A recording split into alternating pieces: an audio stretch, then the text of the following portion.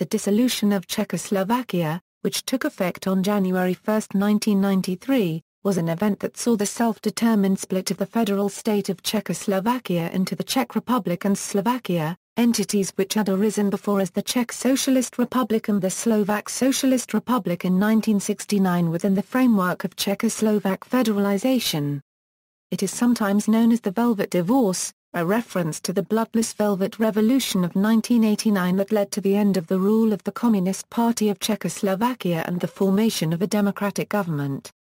Background: Czechoslovakia was created with the dissolution of Austria-Hungary at the end of World War I.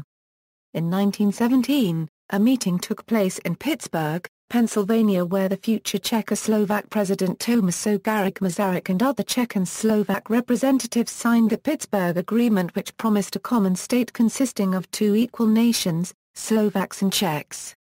Soon after, the philosophy of Edvard Beneš pushed for greater unity and a single nation.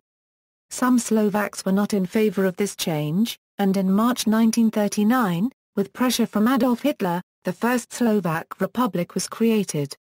Occupation by the Soviet Union after World War II oversaw their reunification into the Third Czechoslovak Republic.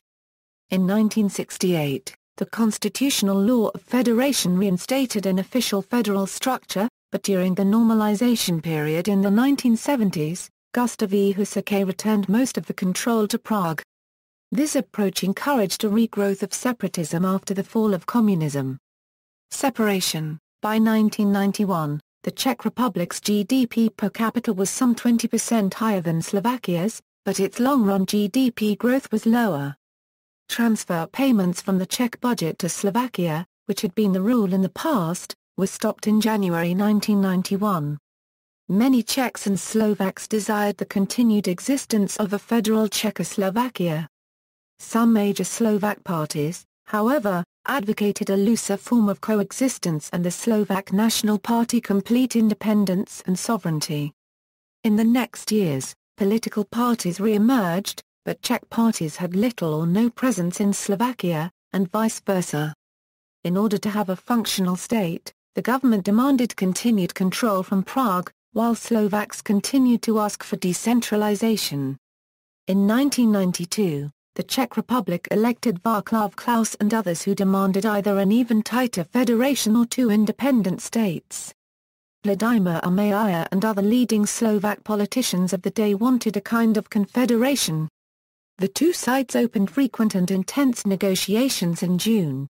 On July 17, the Slovak parliament adopted the Declaration of Independence of the Slovak nation. 6 days later, Klaus and Misa agreed to dissolve Czechoslovakia at a meeting in Bratislava. Czechoslovak President Václav Havel resigned rather than oversee the dissolution which he had opposed.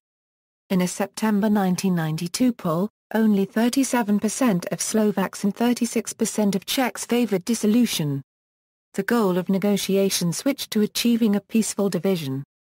On November 13, the Federal Assembly passed Constitution Act 541 which settled the division of property between the Czech lands and Slovakia. With Constitution Act 542, passed on November 25, they agreed to the dissolution of Czechoslovakia as of December 31, 1992. The separation occurred without violence, and was thus said to be velvet, much like the Velvet Revolution, which preceded it, which was accomplished through massive peaceful demonstrations and actions. In contrast, other post-communist breakups involved violent conflict. Reasons for the division: a number of reasons are given for the dissolution of Czechoslovakia, with the main debates focusing on whether dissolution was inevitable or whether dissolution occurred in conjunction with, or even in contrast to, the events that occurred between the Velvet Revolution of 1989 and the end of the joint state in 1992. The people who argue from the inevitability stance tend to point to the stereotypes between the two nations, which date back to the Austria-Hungarian Empire, and other issues. These issues included, but were not limited to, problems with the shared state during communism, the success of the communist state in Czech lands and its failure in the Slovak lands which still resulted in the adoption of communism, because the Czechs were more influential in the running of the state than Slovaks, and the 1968 constitution, which had a minority veto. the people who argue events between 1989 and 1992 led to dissolution point to international factors such as the breakaway of the Soviet satellite nations, the lack of unified media between the Czech and Slovak Republic, and, most importantly, the actions of the political leaders of the two nations. Legal aspects. National symbols. Since the coat of arms of Czechoslovakia was a composition of historic geographic areas forming the country, each republic simply kept its own symbol, the Czechs the lion and the Slovaks the double cross.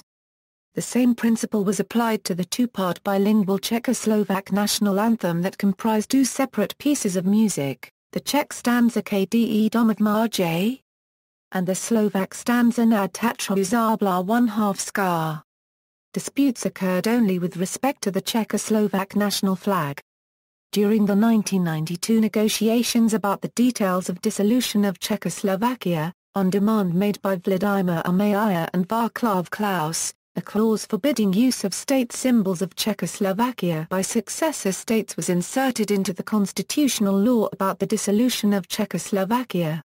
From 1990 to 1992, the red and white flag of Bohemia officially served as the flag of the Czech Republic. Eventually, after a search for new symbols, the Czech Republic unilaterally decided to ignore the constitutional law on dissolution of Czechoslovakia and to keep the Czechoslovak flag with an altered meaning. Territory. The national territory was divided along the existing internal borders. Nevertheless, the border was not clearly defined at some points and, in some areas, the border cut across streets, access roads and communities that had coexisted for centuries. The most serious issues occurred around the following areas: Sobota or Angstrom, historically part of Moravia, awarded to Slovakia in 1997, Sidonie or Cedar-Cubnia, historically part of Hungary, awarded to the Czech Republic in 1997, Casa Rna, recreational area, historically Moravian, disputed between Moravia and Hungary since the 16th century, formerly part of Hungary since 1734. Accessible by car only from the Czech side until early 2000s. Remained in Slovakia despite heavy objections from the property owners whose real estates effectively fell into a foreign country. The newly born countries were able to solve the difficulties via mutual negotiations, financial compensation and, finally, an international treaty covering the border modifications. People living or owning property in the border area, however, continued to experience practical problems until both new countries entered the Schengen Agreement area, after which the borders became less significant. Division of national property. Most federal assets were divided in a ratio of 2:1, including army equipment, rail and airliner infrastructure. Some minor disputes lasted for a few years after dissolution. Currency division. Initially the old Czechoslovak currency, the Czechoslovak koruna, was still used in both countries. Fears of economic loss on the Czech side caused the two states to adopt two national currencies as early as February 8, 1993. At the beginning, the currencies had an equal exchange rate, but later on, for most of the time, the value of the Slovak koruna was lower than that of the Czech koruna. Since August 2, 1993, the two currencies were distinguished by different stamps first affixed to and then printed on the old banknotes. On January 1, 2009, Slovakia adopted the euro as its currency with the exchange rate of 30.126 SKA, and the A2 commemorative coin for 2009, Slovakia's first one, featured the 20th anniversary of the Velvet Revolution in remembrance of the common struggle of the Czechoslovakian people for democracy. By the virtue of fate, the welcoming speech on the behalf of the European Union on the occasion of Slovakia's entry to the Eurozone was delivered by Mirek Topolánek, the Prime Minister of the then EU presiding country, the Czech Republic, naturally in his native language while other guest speakers used English. The Czech Republic continues to use the Czech koruna, or crown. International law. Neither the Czech Republic nor Slovakia sought recognition as the sole successor state to Czechoslovakia. This can be contrasted to the dissolution of the Soviet Union, where the Russian Federation was recognized as successor state to not only the RSFSR but the USSR itself. Therefore, Czechoslovakia's membership in the UN ceased upon dissolution of the country, but on January 19, 1993 the Czech and Slovak republics were admitted to the UN as new and separate states. With respect to other international treaties, the Czechs and Slovaks agreed to honor the treaty obligations of Czechoslovakia. The Slovaks transmitted a letter to the Secretary-General of the United Nations on May 19, 1993 expressing their intent to remain a party to all treaties signed and ratified by Czechoslovakia, and to ratify those treaties signed but not ratified before dissolution of Czechoslovakia. This letter acknowledged that under international law all treaties signed and ratified by Czechoslovakia would remain in force. For example, both countries are recognized as signatories of the Antarctic Treaty from the date Czechoslovakia signed the agreement in 1962. Both the Czech and Slovak republics have ratified the Vienna Convention on Succession of States in respect of treaties. However, it was not a factor in the dissolution of Czechoslovakia since it did not enter into force until 1996. Consequences. Economy equals. The dissolution had some negative impact on the two economies, especially in 1993, as traditional links needed to accommodate the bureaucracy of international trade were severed, but the impact was considerably less than expected by many people. Many Czechs hoped that dissolution would quickly start an era of high economic growth in the Czech Republic. Similarly, others looked forward to a standalone, unexploited Slovakia which might become a new economic tiger. According to the Prague Post, Slovak GDP reached 95% of the Czech GDP, and it is likely to draw level with it. The Slovak gross national product, which includes citizens' incomes abroad and deducts the money multinational companies move out of the country, is higher than the Czech one. Old age pensions are more or less at the same level in both countries, and the consumption per capita is slightly higher in Slovakia. Slovaks do not make a fuss about the fact that their country has overcome the Czech Republic in several economic indicators, since Slovaks' Euro unregistered trademark salaries are 10% lower on average than those of their Czech counterparts. But Martin Fico, head of the Institute of Financial Policy of the Slovak Finance Ministry, pointed out that Slovakia is among the EU countries where salaries form the lowest portion of GDP.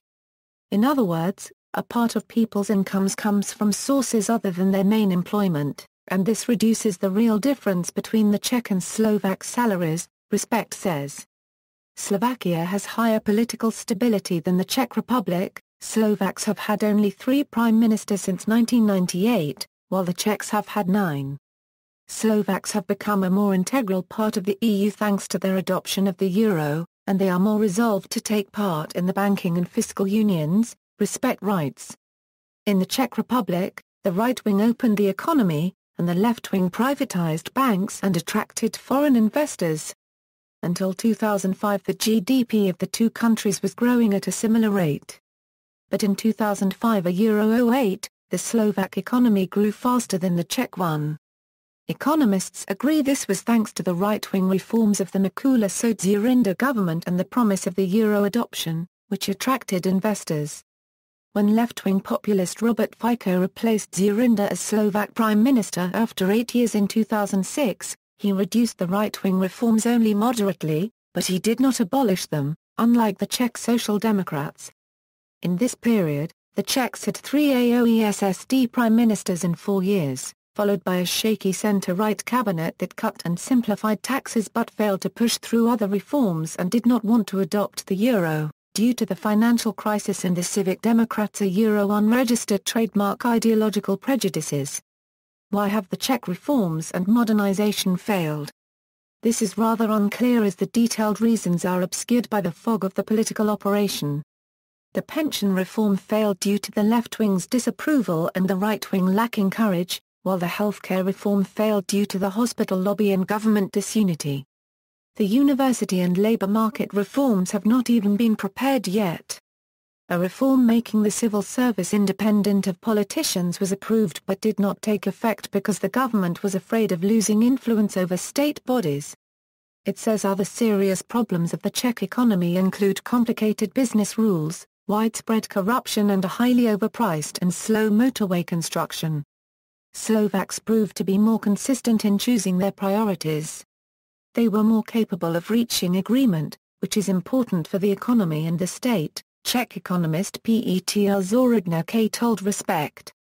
Experts addressed by Respect say the Czech economy might grow faster if the country were capable of using EU subsidies more effectively, modernizing the energy sector, attracting foreign investments, and quicker and cheaper building of motorways and modern railways. Citizenship. Since the federalization in 1968, Czechoslovakia had divided citizenship either of the Czech Socialist Republic or of the Slovak Socialist Republic. This distinction, however, had little effect on the citizen's life. On January 1, 1993, all Czechoslovak citizens automatically became citizens either of the Czech Republic or Slovakia, based on their previous citizenship, permanent residence address, birthplace, family ties, job, and other criteria. Additionally, people had 1 year's time to claim the other citizenship under certain conditions. Slovak legislation allowed dual citizenship until 2010 when this possibility was abolished. Only a handful of people have exercised this right. However, the significance of this is lessened by both nations' membership in the EU as the Freedom of Movement for Workers policy guarantees EU citizens the right to work and live anywhere in the Union. In the case of movement between the Czech Republic and Slovakia, this policy took effect from 2004. By contrast, the Czech Republic has formally prohibited dual citizenship for naturalized citizens, requiring them to give up existing citizenship, prior to receiving citizenship of the Czech Republic.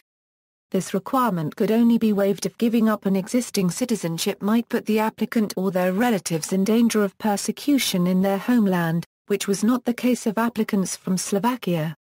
This situation changed with the new Citizenship Act of 2013, in force since January 1, 2014. However, most Slovak citizens are still unable to become dual citizens of both the Czech Republic and Slovakia, since they automatically lose Slovak citizenship upon voluntarily acquiring another one. Exempt from this law are only those Slovak citizens who obtain a foreign citizenship by virtue of marriage with a foreign national. Some Slovak politicians have speculated in the media about softening the Citizenship Act, but no change has yet materialized as of January 2015. People of both countries were allowed to cross the border without a passport and were allowed to work anywhere without the need to obtain an official permit. Border checks were completely removed on December 21, 2007 when both countries joined the Schengen Agreement. Customs union between the Czech Republic and Slovakia remained in place from the dissolution until May 1, 2004, when both countries entered the European Union. Under the current European regulations, citizens of either country are entitled to the diplomatic protection of any other EU country and, therefore, the Czech and Slovak republics have been considering merging their embassies together with nations of the Visegrad group in order to reduce costs. Roma people. One of the problems not solved during dissolution was the question of a large number of Romani living in the Czech Republic, who were born and officially registered in today's Slovakia. Most of them did not re-register their official place of stay during the months before dissolution, and so the question of their citizenship was left open. The 1992 Czech Nationality Act allowed a grant of automatic citizenship only to those born on Czech territory. For others, the right to citizenship required proof of a 5-year period of residence, an unobjectionable criminal record, significant fees and a complicated bureaucratic process. This reportedly excluded a rather large percentage of Roma. The Slovak government did not want to grant citizenship to non-residents. Significant numbers of Roma living in Czech orphanages did not have their legal status clarified, and were released from care as adult non-citizens without any right to work or live in the Czech Republic. Under pressure from the European Union, the Czech government made amendments to its nationality law in 1999 and 2003 which effectively solved the problem. However, compensation has not been provided to those rendered stateless in 1992. Language contacts. In the former Czechoslovakia, the first television channel was a federal one and the Czech and Slovak languages were used in equal ratios in the TV news there, although foreign films and TV series were almost exclusively dubbed into Czech, for example. This made almost all people of both nations passively bilingual, that is, they were able to understand but not necessarily speak the other language. After the dissolution in 1990s, the new TV channels in the Czech Republic practically stopped using Slovak, and young Czech people now have a much lower understanding of the Slovak language. Also, the number of Slovak language books and newspapers sold in the Czech Republic dropped drastically. The Czech TV news, however, started to reintroduce Slovak language coverage from Slovakia, and Slovak TV rebroadcasts the Czech TV newscast Události or T daily, 10 minutes after midnight. On Slovak state TV, it is common to have at least one daily newscast from the Czech Republic during prime-time news. Furthermore, many TV programs on Slovak TV channels are still dubbed into Czech, some films in cinemas are subtitled in Czech, and there are far more Czech-language books and periodicals on the market than before the dissolution. The major boost for the language interchange has come from private TV channel providers like CS Link and Sky Link that offer Slovak channels in the Czech Republic and vice versa.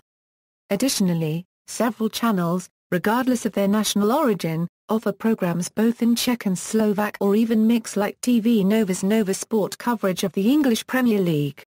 New impulses to mutual contacts coming via TV are also common. Shows like The Intelligence Test of Nations, Czechoslovakia's Got Talent broadcast by Prima and TVJOJ, and Czechoslovak Superstar, the latter being the first international edition of the Pop Idol Song Contest broadcast by TV Nova and Markazar, which also organized joint versions of MasterChef and The Voice in 2012. Also, the New Year's Eve program for 2009 was prepared and broadcast jointly by ORT and STV, and for 2010 by the Czech TV Prima and the Slovak TV JOJ, this time even including the singing of the Czechoslovak national anthem. Young Slovak people still have the same knowledge of the Czech language as their predecessors, if not better. Even today, in Slovakia, Czech may be used automatically in all judicial proceedings, plus all documents written in Czech are acknowledged by Slovak authorities, and vice versa. Further, the Slovak Official Language Act passed in 2009 did reconfirm the right of Czechs to use their language in all official communication when dealing with Slovak authorities. The same is true about using the Slovak language in the Czech Republic owing to the Administration Procedure Act of 2004. Gustav V. Slamiakar, Slovak citizen who was the Czech transport minister, used the Slovak language exclusively in his official communication. The upward trend in the language contacts demonstrates that Czechs and Slovaks do not regard each other as foreigners. The interview surveys from 2010 showed that the majority of the population of Prague still considers the division of the country a mistake. Similarly, the General Representative Survey in Slovakia showed that society is still divided in opinion on the dissolution, 47% favoring the dissolution, while 44% considering it as a mistake. For the language comparison, see differences between Slovak and Czech languages. Sport =, at the FIS Nordic World Ski Championships 1993 in Falun, Sweden. The ski jumping team competed as a combined Czech Republic-Slovakia team in the team large hill event, winning a silver. The team had been selected prior to the dissolution. Jaroslav Sakala won 2 medals in the individual hill events for the Czech Republic at those games, along with his silver in the team event. The official breakup occurred right in the middle of the 1993 World Junior Ice Hockey Championships, which also took place in Sweden. The team representing Czechoslovakia was called Czech Slovak starting on January 1. In international ice hockey tournaments, the Czech Republic took over Czechoslovakia's place in the A groups, while Slovakia had to start in the lower divisions. In their qualifying section for the 1994 FIFA World Cup, the Czechoslovakian national football team competed under the name RCS, which stood for Representation of Czechs and Slovaks. It was after this that the teams were then officially split up into Czech Republic and Slovakia. The team failed to qualify after they could only draw their final match against Belgium, a match they needed to win to qualify. The mutual encounters between national teams, especially in ice hockey, traditionally the successful sport, and football, where Czechs and Slovaks compete against each other regularly in the World and European Championship qualifications, is followed by the majority of the population, and the number of players and coaches active in the other republic is endless. Several sports did or do feature a common league, and the discussions about having a common football or ice hockey league continue. For example, Martin Liptak, a Slovak handball coach, successfully led the Czech national team to the EHF 2010 Handball European Championship in Austria. A Slovak team under his coaching, Tatran Priev, won the Czech National League in 2008 and 2009. A Czech ice hockey trainer Vladimir Avajtek led the Slovak national team to winning silver medals at 2012 IIHF World Championship, having beaten the Czech ice hockey team in the semi-finals. Telecommunications the two successor states continued to use the country code +42 until February 28, 1997, when this was replaced by two separate codes, +420 for the Czech Republic and +421 for Slovakia. Since then, telephone calls between the two countries have required international dialing. Legacy: after a transition period of roughly 4 years, during which the relations between the states could be characterized as a post-divorce trauma, the present relations between Czechs and Slovaks, as many people point out, are probably better than they have ever been. No movement to reunite Czechoslovakia has appeared and no political party advocates it in its program. Political influences between the countries are minimal, but Social Democrats tend to cooperate very closely on regional and European topics in recent years. Furthermore, it has become customary that the elected presidents pay their first and last official foreign visits during their term to the other republic of the former Czechoslovakia. Appointed foreign ministers tend to follow this unwritten rule. On October 29, 2012, in order to commemorate Czechoslovakia's Declaration of Independence, which falls on October 28, the Czech and the Slovak governments held for the first time a joint cabinet meeting in the communities of Trina An and Uherska Copyright Radiatar in the vicinity of the common border. Also, peacekeeping troops stationed in former Yugoslavia were put under a joint command on several occasions. For example, since 2002 till July 2005, the Czech Armed Forces formed together with Armed Forces of the Slovak Republic a joint Czech-Slovak KFOR battalion in Kosovo that contributed to the multinational brigade center. Trade relationships were re-established and stabilized, and the Czech Republic continues to be Slovakia's most important business partner. After a short interruption, Slovakia's resorts in the Carpathian Mountains are again the target of a growing number of Czech tourists. Following the death of the last Czechoslovak president Václav Havel on December 18, 2011, both the Czech and the Slovak republics observed the day of national mourning. During the funeral mass in Prague, St. Vitus Cathedral prayers were recited in an equal ratio in the Czech and the Slovak language. See also, -war, Czech Republic Euroslovakia relations. Notes.